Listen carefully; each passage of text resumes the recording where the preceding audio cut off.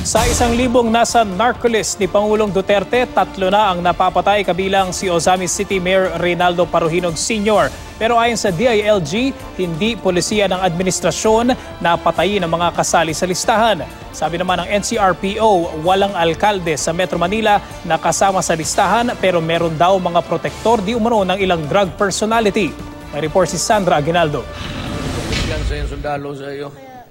August 2016, sinabi ni Pangulong Duterte na meron siyang listahan ng mga politikong sangkot sa iligal na droga. Sabi niya, 1,000 pangalan ang nasa listahan na kinabibilangan ng mga dati at kasalukuyang mayor, governor, congressman at barangay officials.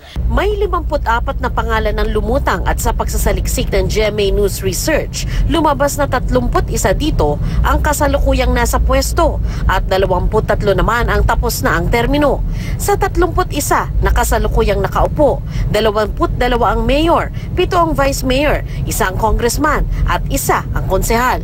3 sa mga nasa listahan ang patay na, sina Mayor Samsudin Di Maucom ng Datu Saudi Ambatuan, Maguindanao, Mayor Rolando Espinosa ng Albuera, Leyte, at Mayor Reynaldo Paruhinog Sr. ng Ozamis City. Pero ayon sa DILG, huwag mabahala. Hindi naman daw polisiya ng administrasyon na patayin ang mga politikong kasama sa listahan. Dumulog ho kayo sa amin. Huwag ho kayo matakot. Hindi naman hindi kayo papatayin. I mean, I would want to tell the public, huwag naman hong isipin na kapag ikay nasa nasa listahan, yung sinasabi nila na hindi yata to warrant of arrest, kundi death warrant. Huwag naman.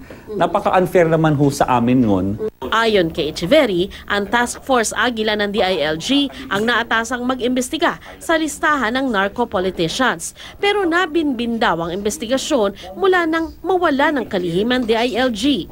Kahit mahaba-haba ang listahan ni Pangulong Duterte ng mga politikong sangkot umano sa iligal na droga, wala umano ni isang alkalde sa Metro Manila ang kasama sa narco list. Kung sa level ang pinag-uusapan, if we'll talk about the list of the president, mayors pataas, wala dun sa listahan niya.